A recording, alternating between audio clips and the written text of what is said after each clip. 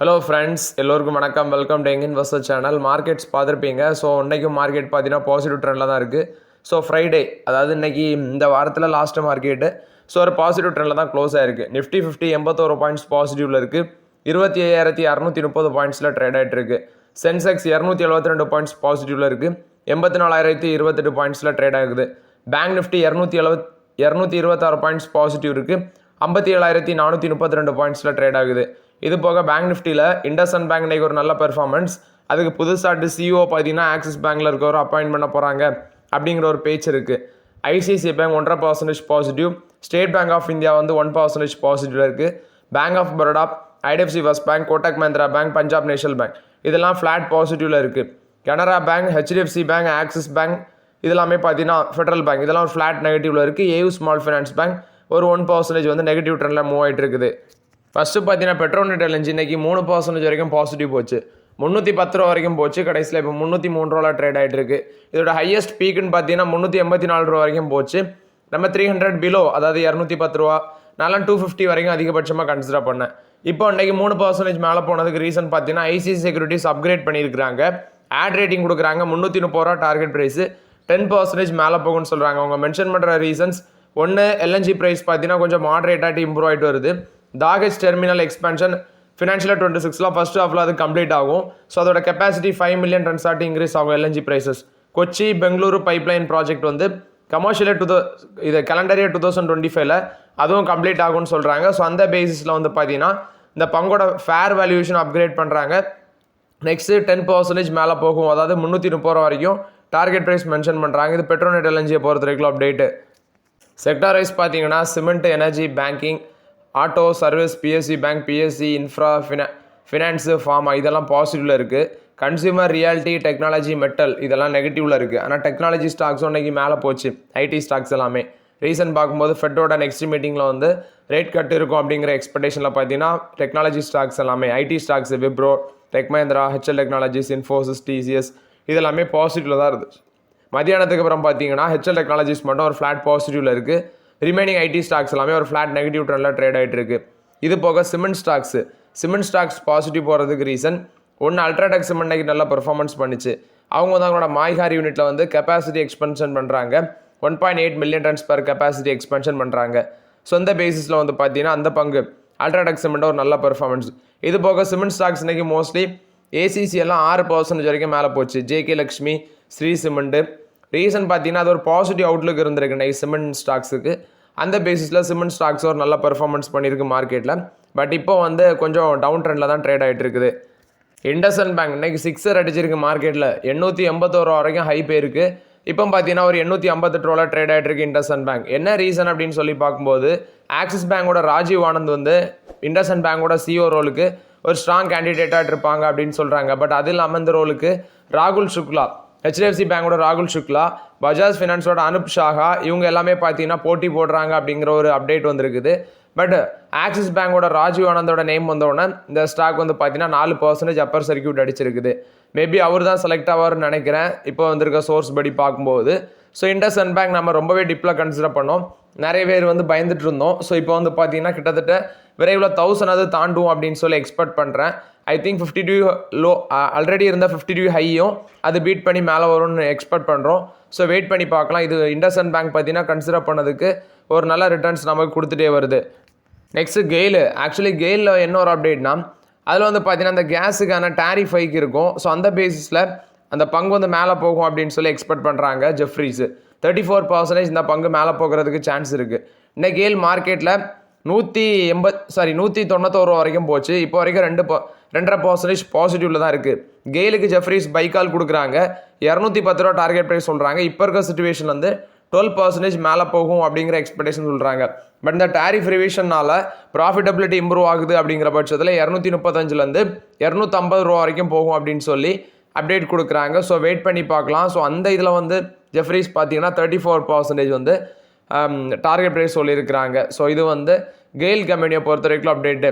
Actually 33% பார்த்தீங்கன்னா unified tariff hike ஆகுது அப்படின்னா 78 rupees per million metric British thermal யூனிட்டாட்டு வரும். அதாவது மில்லியன் மெட்ரிக் பிரிட்டிஷ் தெர்மல் யூனிட்க்கு பெர் 78 ரூபா வந்துச்சுன்னா அது உங்களுக்கு நல்ல ப்ராஃபிட்டபிலிட்டியாக தான் இருக்கும் அப்படின்னு சொல்லி அப்டேட் கொடுக்குறாங்க. இது கெயில் கம்பெனியை பொறுத்த வரைக்கும் அப்டேட். டாடா சன்ஸ் வந்து ஒரு புதிய ட்ரஸ்ட் வந்து பார்த்தீங்கன்னா செட்டப் பண்ண போகிறதாட்டு சொல்லியிருக்காங்க. லாங் டேர்ம் கேர்ஸ், குறிப்பாட்டு இந்த ஏர் இந்தியா பிளைன்லலாம் கிராஷ் ஆகி நிறைய பேருக்கு ஃபேமிலிக்கெல்லாம் சப்போர்ட் பண்ணணும். ஸோ லாங் டேர்மை சப்போர்ட் பண்ணுற மாதிரி ஒரு புதிய ட்ரஸ்ட்டை வந்து பார்த்தீங்கன்னா கொண்டு வராங்க. பட் ஆக்சுவலி ஆல்ரெடி இருக்க டாடா ட்ரஸ்ட்டும் இந்த ட்ரஸ்ட்டும் சேர்ந்து தான் வேலை பார்ப்பாங்க அப்படின்னு சொல்லியிருக்கிறாங்க. இது டாடா குழுமத்தோட என் சந்திரசேகரன் இந்த அப்டேட்டை கொடுத்துருக்காரு. நெக்ஸ்ட்டு பெயிண்ட் கம்பெனிஸ் மார்க்கெட் ஷேர்லாம் பார்த்தீங்கன்னா எல்லாமே தலைகீழாக மாறுது. இப்போ ஜேஎஸ்டபிள்யூ பெயிண்ட்ஸ் இருக்குது, அக்ஸோ நோபல் இருக்குது. அக்ஸோ நோபலில் தான் ஜேஎஸ்டபிள்யூ பெயிண்ட்ஸ் வாங்க போகிறாங்க. இப்போ ஏஷியன் பெயிண்ட்ஸுக்கு 51.7% மார்க்கெட் ஷேர் இருக்குது. அவங்களோட ரெவன்யூ பார்த்தீங்கன்னா 33,906 கோடியாக இருக்குது. பர்கர் பெயிண்ட்ஸுக்கு ரெவன்யூ 11,545 கோடியாக இருக்குது. 17.6% மார்க்கெட் ஷேர் வச்சுருக்காங்க. கன்சாய் நிரோலாக்கு வந்து 7,823 ரூபா இருக்குது ரெவன்யூ. அவங்களுக்கு மார்க்கெட் ஷேர் பார்த்தீங்கன்னா 11.9 இருக்குது. அக்ஸோ நோபலுக்கு 4,091 கோடியாக இருக்குது. 6.2% மார்க்கெட் ஷேர் வச்சுருக்காங்க. ஜேஎஸ்டபிள்யூ பெயிண்ட்ஸுக்கு பார்க்கும்போது 2,000 கோடி ரெவன்யூ இருக்குது. 3.0% அவங்களோட மார்க்கெட் ஷேர் இருக்குது. பிர்லா ஓப்பஸ் இப்போ அக்ஸோ நோபலும் ஜேஎஸ்டபிள்யூ சேர்ந்துனாலே 9.2% வந்துடும் மார்க்கெட் ஷேரு. அப்போ கிட்டத்தட்ட பார்த்தீங்கன்னா கன்சாய் நிரலோக்கோட கொஞ்சம் தான், ஒரு 1.5% to 2% தான் டிஃப்ரென்ஸ் வருது. பிர்லா ஓப்பஸ் 4,000 கோடி ரெவன்யூ இருக்குது. 6.1% இது வந்து க்ரோத்திங், அதாவது ஒரு வளர்ச்சி பாதையில் போகுது. இண்டிகோ பெயிண்ட்ஸ் வந்து 1.9% மார்க்கெட் ஷேருக்கு 1,277 கோடி. ஷாலிமருக்கு 0.9% இருக்குது. சிராக்கா பெயிண்ட்ஸுக்கு 0.6% இருக்குது மார்க்கெட் ஷேர். ஸோ இது வந்து பார்த்தீங்கன்னா பெயிண்ட் கம்பெனிஸை பொறுத்த வரைக்கும் அப்டேட்டு.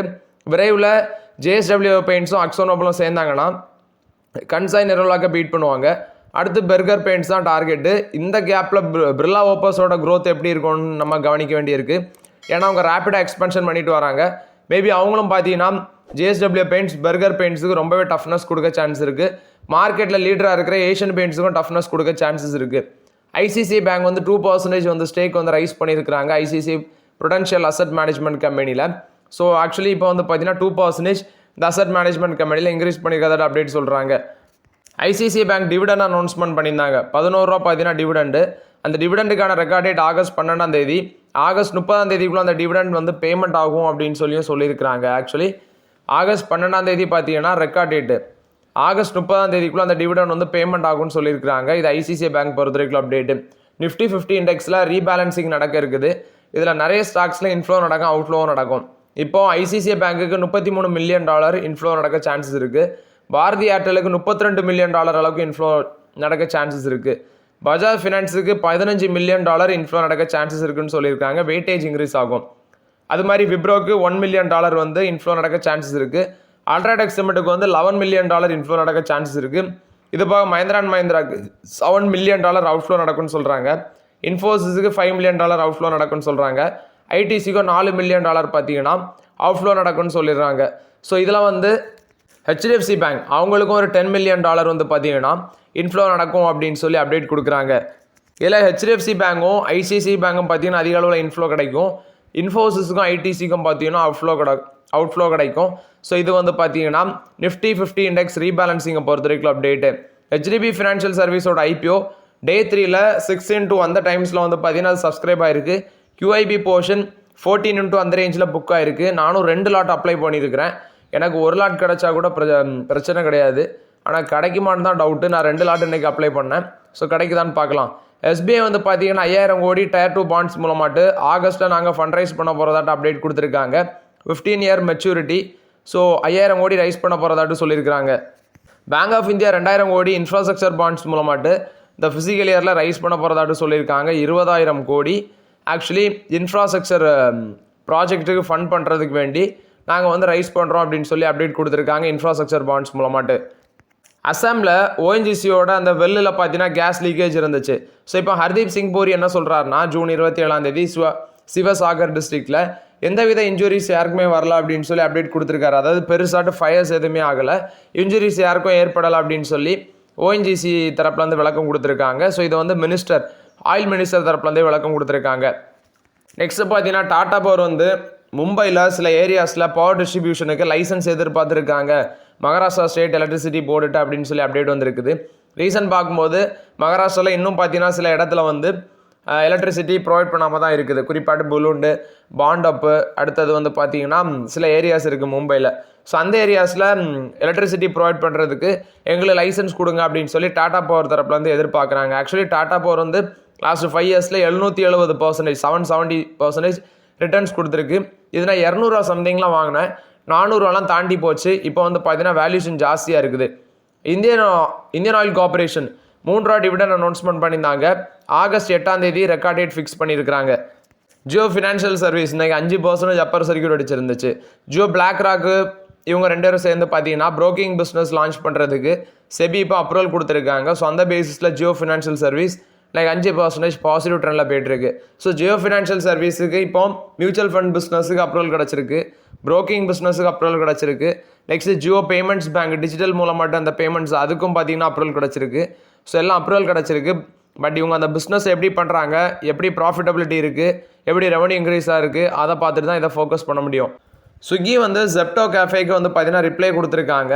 நாங்கள் வந்து 16 டேஸில் ஸ்நாக் வந்து லான்ச் பண்ணுவோம் அப்படின்னு சொல்லி அப்டேட் கொடுத்துருக்காங்க. ஸ்ரீ ஹர்ஷா மெஜட்டி சிஇஓ அவர் தான் அந்த அப்டேட்டை கொடுத்துருக்காரு. ஸ்விக்கியும் ஜெப்டோவும் பார்த்தீங்கன்னா குயிக் காமர்ஸ் இண்டஸ்ட்ரியில் வந்து ரொம்பவே காம்படிஷன் போயிட்டு இருக்குது இவங்க 2 பேத்துக்குள்ளே. அது இல்லாமல் ரேப்பிடோ நான் வாரம்பாரு அப்படின்னு சொல்லி அவங்களும் குறுக்க வராங்க. ஸோ மார்க்கெட்டில் இந்த குயிக் காமர்ஸ் இண்டஸ்ட்ரியில் ரொம்பவே பார்த்தீங்கன்னா காம்படிஷன் இம்ப்ரூவ் ஆகிட்டு இருக்குது. கைன்ஸ் டெக்னாலஜிஸ் பார்த்தீங்கன்னா ஒரு சப்சிடரி இன்கார்பரேட் பண்ணியிருக்காங்க, கைன் ஸ்பேஸ் டெக்னாலஜி. இவங்க வந்து இந்த ஸ்பேஸ் பர்ப்ளூஷன், மினிட்ரேஷன், இதில் வந்து ஏ பேஸ்டு இன்டர் சேட்டலைட் நெட்ஒர்க்ஸ், இதில் வந்து பார்த்தீங்கன்னா ரிசர்ச் அண்ட் டெவலப்மெண்ட் பண்ணுவாங்கன்னு சொல்கிறாங்க. இன்வெஸ்ட்மெண்ட் பண்ணுவாங்க, at the same time research and development பண்ணுறாங்க.